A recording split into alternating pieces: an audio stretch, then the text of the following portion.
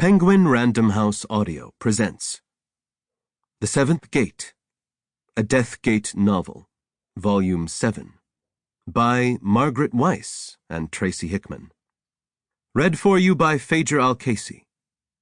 Note to listeners, this program includes a downloadable PDF that contains sheet music and performance notes for Closing the Seventh Gate.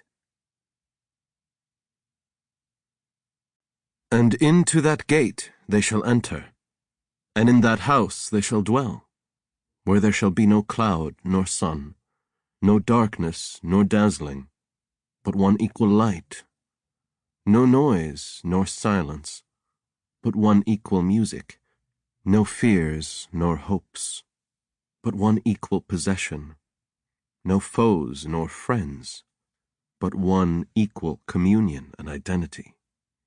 No ends nor beginnings, but one equal eternity.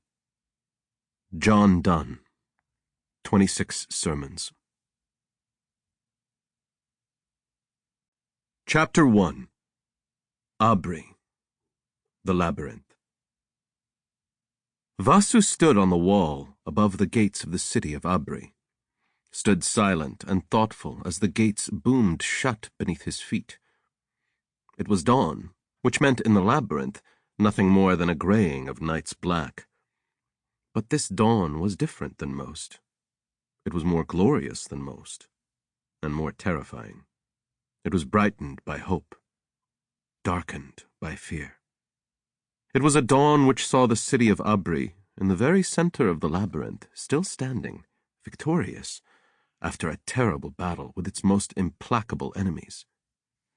It was a dawn smudged with the smoke of funeral pyres, a dawn in which the living could draw a tremulous breath and dare to hope life might be better. It was a dawn lit by a lurid red glow on the far distant horizon, a red glow that was brightening, strengthening. Those patrons who guarded the city walls turned their eyes to that strange and unnatural glow, shook their heads, spoke of it in low and ominous tones. It bodes nothing good, they said grimly. Who could blame them for their dark outlook? Not Vasu. Certainly not Vasu, who knew what was transpiring. He would have to tell them soon. Destroy the joy of this dawning. That glow is the fire of battle, he would have to say to his people. A battle raging for control of the final gate. The dragon snakes who attacked us were not defeated, as you thought. Yes, we killed 4 of them. But for every 4 that die, 8 are born. Now they are attacking the final gate, seeking to shut it, seeking to trap us all in this dread prison. Our brothers, those who live in the Nexus, and those near the final gate, are fighting this evil. So we have reason to believe. But they are few in number, and the evil is vast and powerful. We are too far away to come to their aid. Too far. By the time we reach them, if we ever did reach them alive, it would be too late. It may already be too late. And when the final gate is shut, the evil in the labyrinth will grow strong. Our fear and our hatred will grow stronger to match, and the evil will feed off that fear and that hatred, and grow stronger still. It is hopeless, Vasu told himself. And so he must tell the people. Logic, reason, said to him it was hopeless. Yet why, standing on the wall, staring at that red glow in the sky, did he feel hopeful? It made no sense. He sighed and shook his head. A hand touched his arm. Look, Headman, they have made it safely to the river. One of the patrons, standing beside Vasu, had obviously mistaken his sigh, thought it indicated fear for the 2 who had left the city in the dark hour before the dawn. They were embarking on a dangerous and probably futile search for the green and golden dragon who had fought for them in the skies above Abri. The green and golden dragon was the serpent mage, who was also the bumbling Sartan with the mensch name, Alfred. Certainly, Vasu was afraid for them, but he was also hopeful for them. That same illogical, irrational hope. Vasu was not a man of action. He was a man of thought, of imagination. He had only to look at his soft and pudgy Sartan body, tattooed with patron runes, to know that. He must give thought to what his people should do next. He should make plans. He should decide how they must prepare for the inevitable. He should tell them the truth. Give his speech of despair. But he didn't do any of that.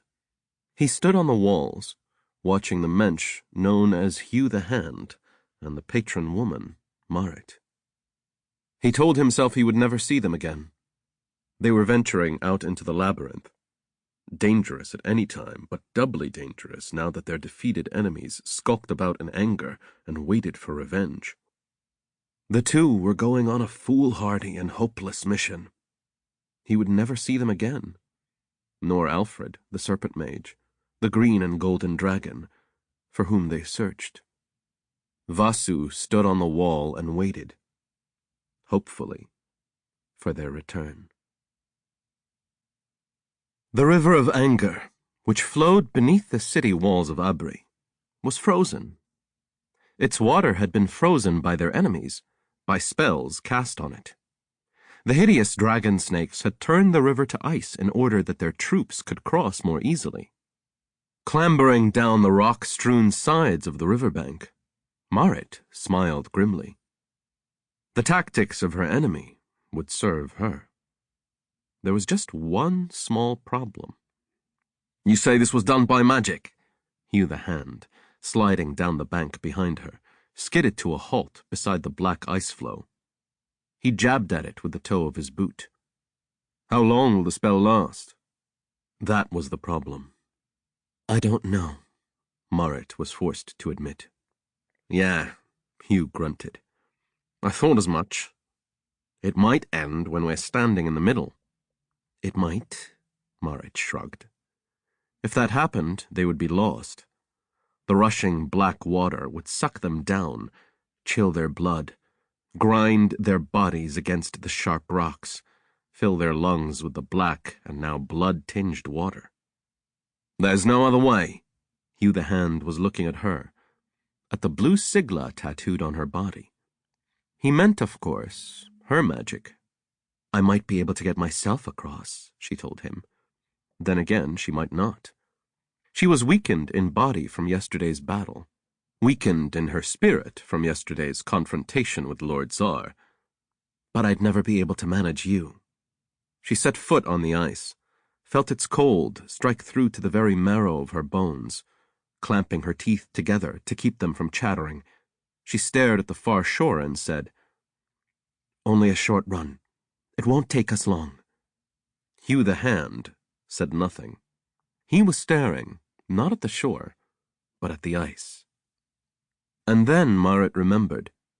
This man, a professional assassin, afraid of nothing in his world, had come across something in another world he did fear: water.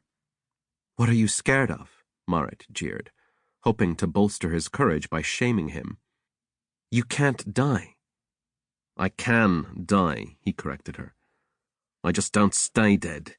And lady, I don't mind telling you, this sort of dying doesn't appeal to me." "It doesn't appeal to me either," she said snappishly back at him. But she noticed she wasn't going anywhere, had hurriedly snatched her foot back off the ice. She drew in a deep breath. "You can follow or not, as you please." "I'm of little use to you anyway," he said bitterly, hands clenching and unclenching. "I can't protect you, defend you. I can't even protect or defend myself." He couldn't be killed. He couldn't kill. Every arrow he fired missed its mark. Every blow he aimed fell short. Every slash of his sword went wide. "I can defend myself," Marit answered. "I can defend you, too, for that matter. I need you because you know Alfred better than I do." "No, I don't," Hugh returned. I don't think anyone knew. Sample complete. Ready to continue?